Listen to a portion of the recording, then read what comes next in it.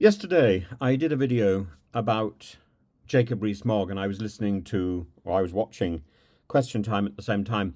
And I should really have done a second video about Rory Stewart because he was so um, accurate in what he said, but then he often is. And I remember meeting him at the not the last general election, but the one before, and we were in a green room of a television studio at the same time. And he struck me as an extraordinarily affable but intelligent person, and I've been supportive of his podcast really ever since, and of the things that he's written. His book is superb. The book with him striding across the front cover, I forget what it's called, but it's good. It's good stuff. It's good stuff. That and the James O'Brien book are excellent pieces of work, as opposed to The Plot by Nadine Dorries, which is just a page turner and a laugh.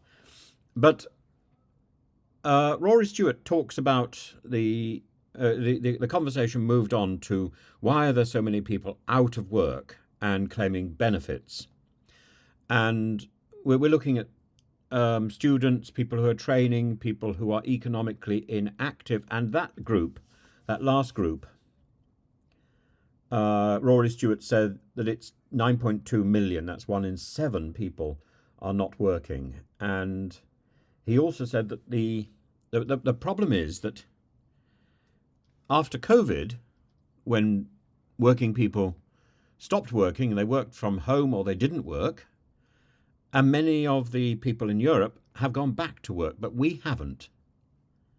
1 in 7 of us is still languishing at home. Now, there's many reasons for this. Rory mentions the rise in ADHD and autism among children, up by 50%. He talks about the numbers of individuals registered with disability benefits in Windsor, 1 in 20, and 1 in 6 in Blackpool. And he wonders whether or not a lot of this is not so much about the disabilities. You know, if they're receiving disability benefits, then they've gone through these incredibly complex PIP forms. And so they certainly, I think, frankly, they deserve it simply for getting through the form. But it probably means, as Rory points out, that poverty has got something to do with this. It doesn't mean that the claim of disability is fake. It means that poverty is a contributing factor, and that's the point. And we have to change so much of the debate in order to get people back into work.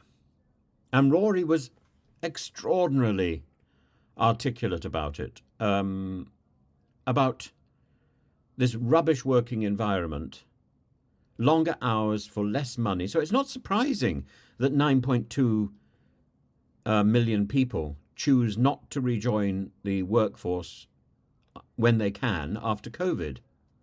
What are we looking at? We're looking at appalling jobs where people are treated like dirt, where there's no security, where there's no job security, the entire business is unstable, there's no clear opportunity, there's no protection. Often you're employed by the hour, like some sort of putana, and nothing is improving around us. We look around. I look around the town where I live, and I see the shops closing. I see misery. I see the streets unswept. I've slipped on leaves in the streets. I see bicycles whizzing past my house on the pavement with nobody having any concern about the environment and about the location. And when I ask people to stop, they shout at me. It's an image of chaos and despair. It's not an image of respect. All around us. And then we expect the work environment to be better. All we have to do is look at the decay of our society, the despair of our society, the lack of a future in our society.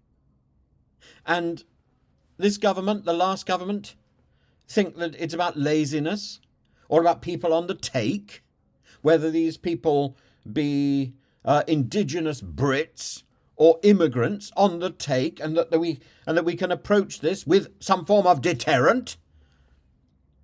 the deterrent has been tried and it doesn't work. So before trying to deter people, to threaten younger people with no benefits, people pay tax for those benefits, by the way. So this is what people are entitled to. It's what they deserve, because they or their parents have paid tax into the system so that when the dark, bad days come, the system pays out. Otherwise, this system doesn't work. It's a form of insurance, isn't it? In fact, it's actually called national insurance, isn't it? That's one of the taxes we pay. It's an insurance system. So if, when we're in the dark, bad days, the government is not paying out, is trying to deter people because it thinks that simply because they think that you can work, or they think that your PIP form isn't sufficiently filled out, or you've got to fill out another PIP form, God help us,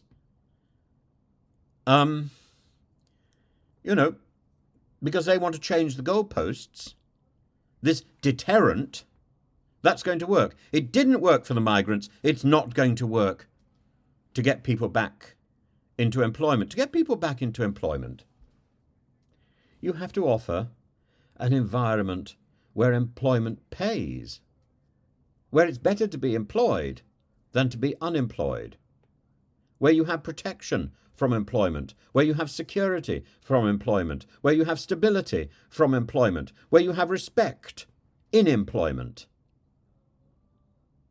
Instead, certainly the times when I've gone back into paid employment as a PAYE staffer, I found I'm bullied, I'm threatened, I'm demeaned, and that's just in the staff room. And I'm going in as a teacher, what I thought was a respected job. I still teach, but I try not to put myself in the way of staff rooms anymore. I find them detestable, stressful. Why would you want that level of stress, that level of misery in the middle of a cost of living crisis when you could stay at home and sort of survive on savings and benefits? The government has to make it more worthwhile. Deterrence and simply assuming that people are lazy is not enough. It doesn't work.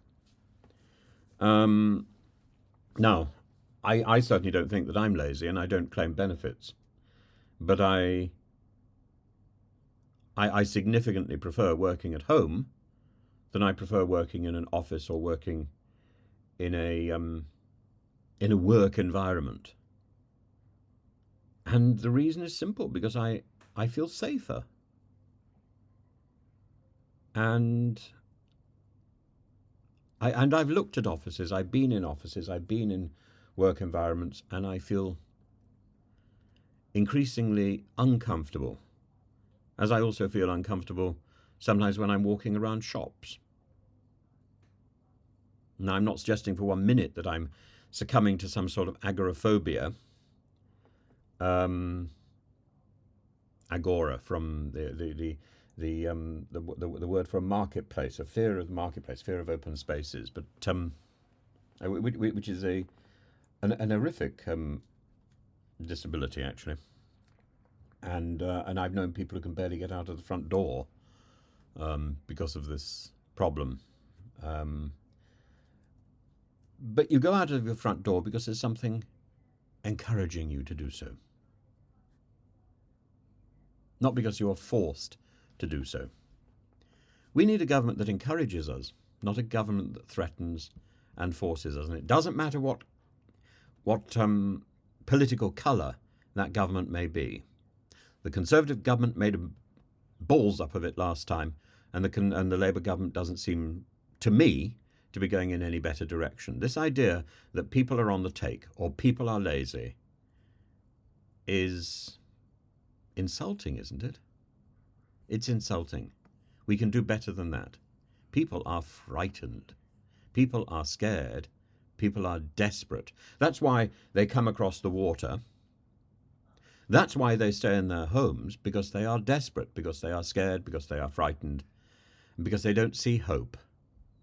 And you think a bit of fear is going to change the system, is going to change them? No, a bit of hope is going to change them.